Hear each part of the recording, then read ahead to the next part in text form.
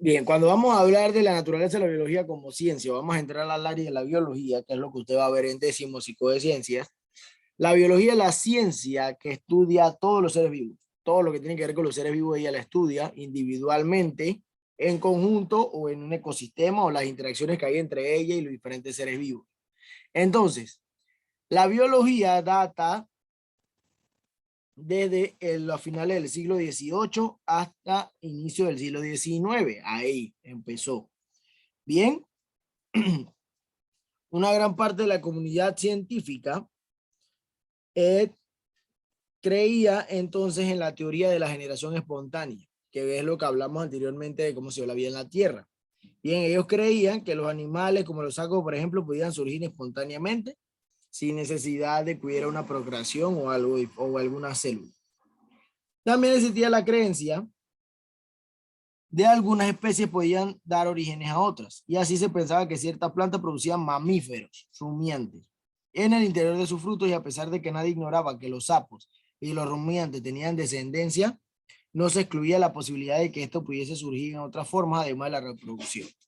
Según ellos, en esa época, los árboles daban vida a animales, lo cual era algo falso. Cuando hablan de mamíferos rumiantes, hablan de los ratones y todas estas cosas, porque eso era lo que más se veía en ese tiempo. La gente veía más ratas que cualquier otra cosa, pero era por la calidad de la vida que había, ¿no? No era tan limpia, no había retretes, sino que todo era baño de hueco, además no había sistema de alcantarillado, o sea que a la larga todo lo que había era ratas. Entonces ellos creían eso. Entonces, los científicos del siglo XVIII no tenían aún una visión unificada de los seres vivos y de los procesos biológicos y cómo los clasificaban en entidades de la naturaleza. Lo clasificaban en tres grandes reinos en el siglo XVIII, que eran mineral, vegetal y animal. Para ellos, en el siglo XVIII, los únicos tres reinos que existían eran animal, vegetal y mineral. No había más nada. Bien, piedras que para ellos eran los animales, los vegetales, los vegetales. Ya, no existía otra derivación. Bien. En separación muestra que los minerales eran considerados tan diferentes de los animales como esto de los minerales. A lo largo del siglo, el avance del conocimiento de la naturaleza mostró que los animales y vegetales compartían atributos únicos que los distinguían completamente de los minerales. Entonces, apareció un señor basándose en algo que todos conocemos, que es la capacidad de crecer, reproducirse y de morir, que es donde conocemos todos los seres vivos, nacen, crecen, se reproducen y mueren. Y apareció un señor llamado un francés llamado Lamarck. Bien, Lamarck propuso en 1778 que la división de la naturaleza en dos grandes grupos, el de los minerales que llamó seres inorgánicos, o sea, sin organización, y de los animales y vegetales denominados seres orgánicos, con organismos corporales. O sea que él decía que como los minerales no nacían, ni se reproducían, ni crecían, ellos eran seres sin organización, y que los animales y los vegetales, como estaban, crecían, se reproducían y morían. Y además de eso, recuerde que los vegetales también están organizados. Ellos eran un grupo. Entonces, así fue como surgió la biología como ciencia. Por primera vez, alguien clasificó a los seres vivos de manera, como le digo, más o menos correcta, por darle un ejemplo. Además, Lamarck, los naturalistas alemanes Gottfried Rachel Treviranus y Lawrence Oken sugirieron independientemente uno del otro la utilización del término biología para designar el estudio de los seres vivos. Bien, la biología nació con estas tres personas que le dieron el nombre al estudio de los seres vivos como biología. Ahora, el origen del racionalismo. Cuando yo le hablo de racionalismo, ¿usted qué piensa que significa la palabra racionalismo? Bien, Del racional. algo que las personas racionan.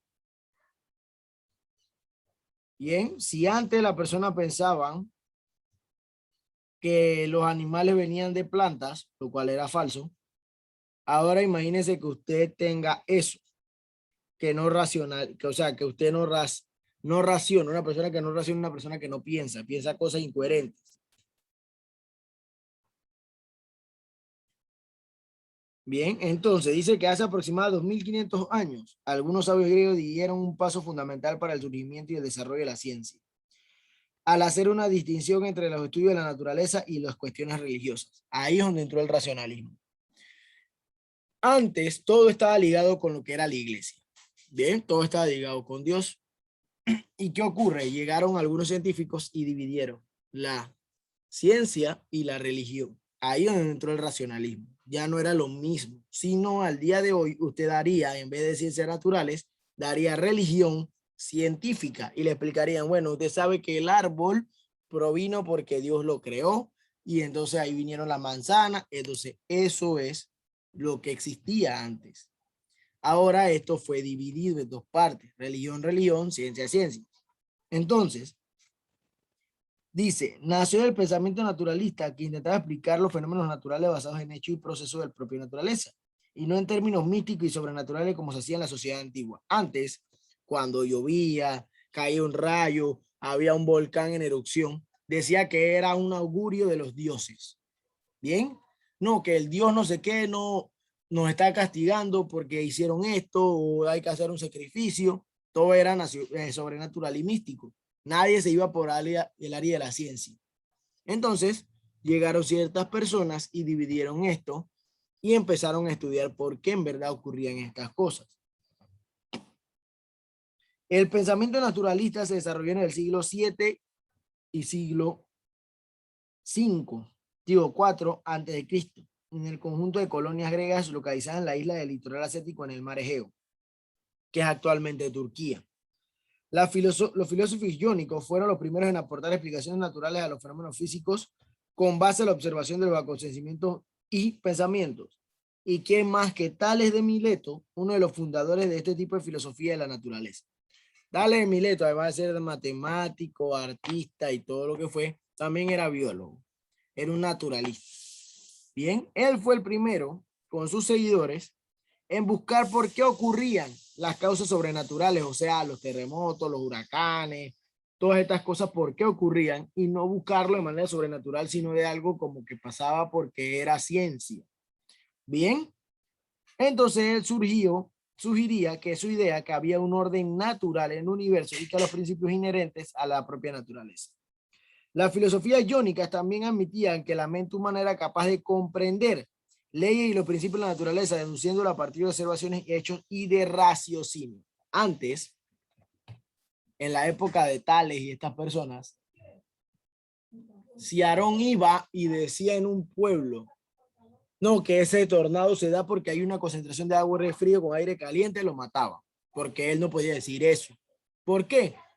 Porque la gente estaba tan metida en la religión que si ibas en contra de la religión te mataban. Además de eso, la gente pensaba que no podía ir más allá de lo que ya sabía, lo cual era falso. Bien, o sea que lo que me enseñaban era lo que yo tenía que saber y más nada podía saber. Si yo me iba fuera de los parámetros de lo que me habían enseñado, me iban a matar. Entonces la gente no le daba más allá de su conocimiento e investigar. Entonces, aquí Tales o los turcos no creían de esa manera. Si tú no creías algo y lo investigabas, tú lo podías hacer porque el ser humano para ellos era una persona pensante y que racionalizaba o que, digo, que tenía razonamiento y que podía pensar por sí mismo y que podía entender todas las leyes que ocurrían en el mundo, que es lo que ahora vemos como la ley de la física, la química y todas estas leyes, ¿no? Y antes no se creía eso. Antes simplemente si no estabas dentro de los parámetros te mataban. Bien, entonces esta manera de pensar, la cual dio funcionamiento al universo a través de la observación y la razón, quedó conocida como racionalismo. Y cerca de los 2000 años más tarde dio origen a lo que conocemos hoy como la ciencia moderna. Bien, el racionalismo fue aplicado a la interpretación del mundo vivo cuando los estudiosos pusieron su atención en la estructura interna de los animales con el objetivo de entender su organismo y su funcionamiento. Uno de los primeros en estudiar la estructura de los seres vivos fue el filósofo Alemeón y la antigua ciudad griega de Crotona, quien realizó descripciones detalladas del nervio óptico y del desarrollo del embrión de un pollo en el interior de un huevo de una gallina. Usted sabe que usted puede hacer eso, ¿no? Si usted agarra un huevo, una serie de huevos, compra una docena, vamos a decir que agarra 6, y le pone un foco a los 6. Lo mantiene ahí, no se los coma, ¿eh? Lo tiene ahí. A la primera semana, usted agarra el primer huevo y lo abre para ver qué hay dentro. Va a ver que en la yema, cerca de la yema, hay una cosita como si fuera ¿cómo le digo? Una pequeña célula, porque estaba creciendo el pollo. Y así lo va reventando. Eso yo lo hice cuando estaba en la escuela. Cuando usted llega como a la séptima semana y abre el pollo o abre el huevo, se va a dar cuenta que el huevo pesa. Y cuando lo abre es que el pollito está casi medio hecho y usted lo saca. Y este ve medio muerto. Obviamente porque no está totalmente desarrollado. Y usted lo puede ir haciendo. Eso es un experimento que hacíamos para ver el desarrollo de la gestación, por decirlo así, la gestación que ocurre en el ser humano, como ocurre dentro de un huevo, pues. Bien, porque no se puede ver en los mamíferos, porque los mamíferos hay que estar dentro del organismo de la mamá. Así que lo veíamos con los pollos. Bien, eso yo lo hacía en la escuela. Eso se hace, esos experimentos se hacen desde hace años de años. Bien, entonces, él lo que hizo fue esto. Él vio cómo se desarrollaba un embrión dentro de un huevo. Ahora sí vamos a entrar a Hipócrates. Hipócrates, que fue uno de los científicos aquí que usted me dio, él era el padre de la medicina. Bien, era considerado el padre de la medicina. Bien, en su opinión, la salud del cuerpo depende del funcionamiento adecuado y armonioso de sus partes. Cuando eso no ocurre, aparece un funcionamiento adecuado, aparece una enfermedad. Él afirmaba que un médico debía observar atentamente al enfermo para localizar los fallos en el funcionamiento corporal y entonces programar acciones apropiadas para corregir. Bien, él decía, Hipócrates, que es conocido como el padre de la medicina, es considerado uno de los precursores más grandes de la ciencia o de la biología por esto, porque él era un médico que se encargó de estudiar por qué ocurrían ciertas enfermedades. Bien, él fue como para decirle el primero que le dijo a una persona, te vas a quedar en observación para ver cómo evolucionas. Porque antes no, antes los médicos, como no había penicilina, no había antibiótico, no había nada, todo era, como le digo, por hierbas. Yo agarraba así una hierba y probaba para ver si servía para curar. Bueno, ya un poco más adelante, en los siguientes siglos, ya la medicina fue evolucionando, pero estas personas como Hipócrates, que no tenían eso, ellos tenían que utilizar ciertas hierbas para poder curarlo. Entonces, él fue el primero en decirle a usted, bueno, usted se queda aquí en observación hasta que veamos cómo evoluciona. Antes no, el médico agarraba, te daba tu hierba, tu tónico raro, llévese eso y tómeselo, y usted si se moría en el camino, se murió. Bien, porque a él no le importaba porque ya él, según él, ya lo había curado, ¿no? Ya le dio la medicina. Esto sirve para la fiebre, pero él no sabía por qué razón a usted le había dado esa fiebre, porque a usted le da fiebre por muchas razones. Puede tener fiebre por problemas cardíacos, puede tener fiebre por problemas en el estómago, pero a él no le importaba, él nada más quería curarle la fiebre, así que le daba cualquier medicina. Y si usted iba al médico más cercano, que vamos a decir que usted vive en La Cabima y el médico más cercano estaba allá en Villa Zaita y usted iba caminando todo ese transcurso enfermo para llegar al médico y cuando llegara le dieron una medicina y usted tenía que regresar todo eso de nuevo caminando, que como le digo, si se moría en el camino, no era culpa del médico, ya él había dado la medicina. Bien, entonces Hipócrates fue el primero en hacer esto. Dice que el gran mérito de Hipócrates fue aportar una visión naturalista a la medicina, un área que hasta en ese momento había estado dormida por la magia y las supersticiones. Esa era otra cosa, ¿no? Usted estaba enfermo y usted iba donde el mago según él lo iba a curar. Bien, él le bailaba, le danzaba, le tiraba un hechizo y según él ya usted estaba curado. Bien, pero era mentira, eso no se podía curar así. Bien, entonces eso ocurría antes. Bien, el mago lo curaba. Ya después aparecieron los médicos. Bien, dice que sus ideas tuvieron gran influencia en el desarrollo de la medicina occidental. Su racionalismo aparece también en su explicación sobre la transmisión de las características físicas de padre a hijo. También fue uno de los primeros en hablar en lo que conocemos nosotros como la genética. Bien, porque hasta esa fecha también abordaba de manera mística o sobrenatural. Todo era místico y sobrenatural. La mujer quedaba embarazada, el niño se parecía al papá, era porque los dioses le habían dado al papá esa gracia de que su hijo saliera igual a él. No había genética, todo era mística y superstición. O Bien, sea que si no salía igual, le decían que no le dieron la gracia y pudo haber sido otra cosa. era una maldición. Usted fue maldito porque hizo esto, mató una vaca del vecino, así que los dioses lo maldicieron. Todas esas cosas pasaban en esa época. Bien, entonces vamos a entrar a Aristóteles. Bien, Aristóteles, que fue otro de los que dieron aquí. Bien, Aristóteles, que está en todas. Él estudió que los seres vivos en la antigüedad alcanzó su punto más alto como el filósofo griego, quien describió que las características y los hábitos de cerca de 500 tipos de animales. Además, reconoció que esos tipos podían ser agrupados en categorías, es decir, clasificarlos de acuerdo a sus semejanzas. Él notó acertadamente que ciertas semejanzas entre las especies de animales eran superficiales y no debían ser consideradas según la clasificación. Dijo que, por ejemplo, los delfines tenían semejanzas corporales y de hábitat con los peces, pero se diferenciaban esto en muchos aspectos, es cierto. Aristóteles fue el primero en observar o dar una clasificación de acuerdo a las semejanzas, pero no solamente físicas. ¿Qué ocurrió con Aristóteles? Él veía todas las semejanzas. ¿Por qué? Porque sí, uno, el delfín se parece a los peces, obviamente un pez vive en el agua, pero hay peces que ponen huevos, el delfín es un mamífero, ¿bien? Son totalmente diferentes. Eso era lo que veía Aristóteles. No porque vive en el agua, ya significa que debe ir con los peces, ¿bien? Ahí es donde entran las clasificaciones. Cuando usted va a estudiar biología y le digan el reino animal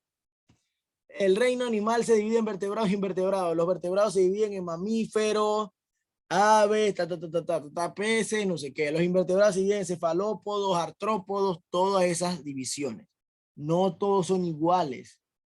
Hay aves que usted va a ver, bueno, esta ave pone huevo. Pero el ornitorrinco es un mamífero acuático. ¿Qué más? La ballena también es un mamífero y vive en el agua. Y nunca lo va a ver dentro de la clasificación de los peces, porque él es un mamífero. Entonces, ahí es donde entraba la diferenciación. Antes se clasificaban solamente, viven en el agua, los peces son peces y eso solamente son peces. Bien. Entonces, los estudios de Aristóteles mostraron que, entre otras cosas, que los delfines también tenían pulmones y que respiraban aire, además de agua. Eso es cierto. ¿Por qué usted cree que la ballena, el delfín, salen y escupen el agua por el orificio que tienen? Porque ellos también tienen pulmones, además de branquias. Bien, ellos agarran, entran al agua, pueden estar bastante tiempo en el agua, pero cada cierto tiempo tienen que salir a botar el agua. Ahí es donde hay una diferencia. En cambio, la mayoría de los pescados viven toda la vida en el agua. Ellos ni siquiera se asoman. Nada más cuando usted lo pesca y se lo va a comer. Entonces, ahí es donde entra la diferenciación. Bien, y igual con los anfibios. Los anfibios no son iguales que los peces. ¿Por qué? Porque los anfibios viven en el agua, sí, pero también viven mayor parte de su vida en la tierra. Ahí es donde entra el detalle.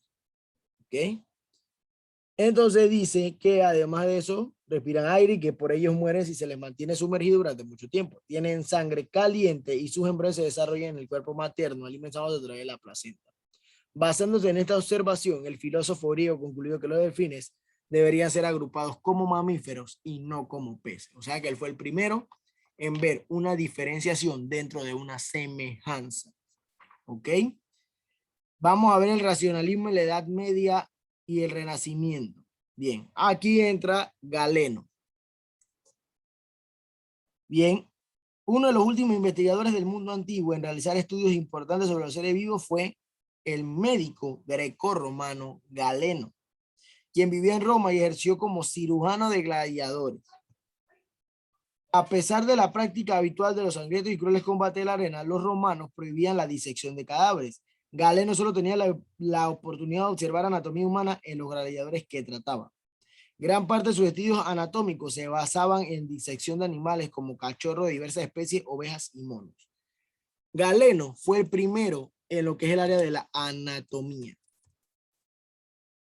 ¿Por qué? Porque él fue el primero en agarrar y, además de eso, diseccionar animales, abrirlos para ver qué era lo que tenía cada animal dentro de él. Además de eso, es como cuando hay medicatura forense que agarran y le hacen las autopsias a las personas para ver de qué murió.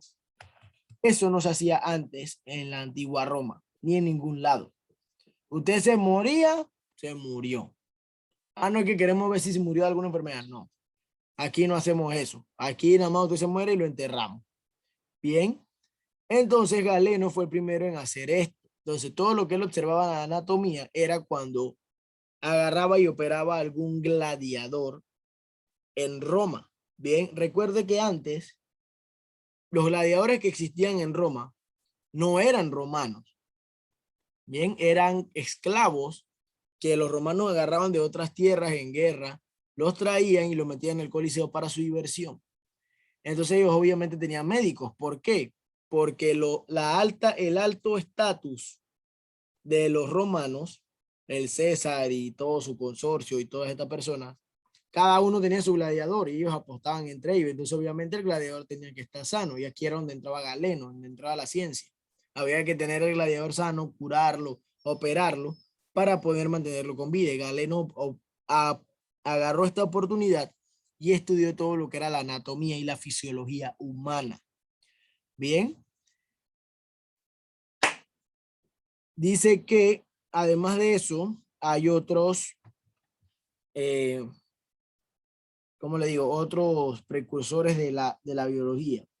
A partir del siglo XI, principalmente cuando transcurrían las incursiones para la reconquista de la Tierra Santa en el Oriente Medio, bajo el dominio árabe, los europeos supieron que algunos de los escritos de filósofos griegos traducidos al árabe del siglo VIII, siglo IX y X, comentados por pensadores musulmanes, el descubrimiento de los trabajos de griegos permitió el desarrollo de la escolástica, un método que intentaba conciliar el racionalismo griego y especialmente la idea de Aristóteles y Platón con la Biblia.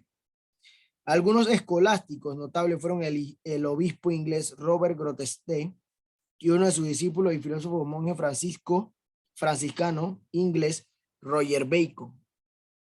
Bien, quienes aplicaron y desarrollaron métodos aristotélicos del estudio de la naturaleza que puede ser considerado como precursores de la ciencia moderna. Entonces, los precursores de la ciencia moderna son Robert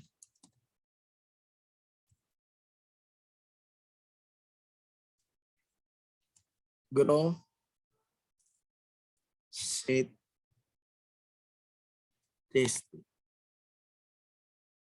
y Roger Bacon. Bien. Estos son considerados los padres de la ciencia moderna. Bien, copié eso. Bien, voy a quedar aquí, voy a pasar la lista. ¿Ok? Este tema es bastante largo. Recuerde que el ejercicio que voy a poner la semana más arriba no es esto, sino vida en la Tierra y la de los vida en la Tierra. Los planetas no. Voy a buscar aquí.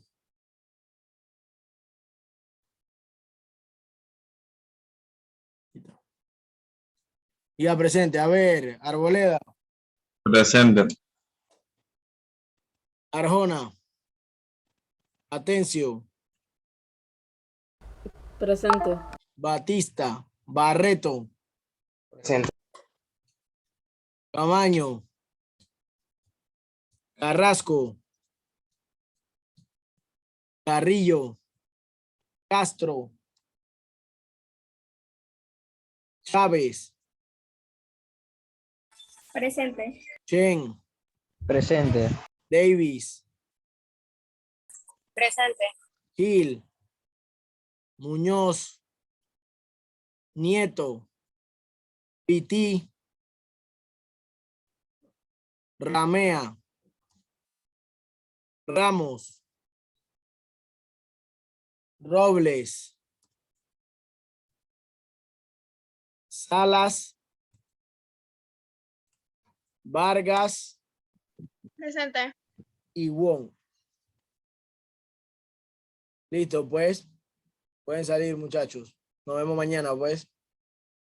Nos vemos mañana. Mañana el día de... Chao, profesor. Yo, hasta mañana. Chao, profe. Chao, profe. Yo.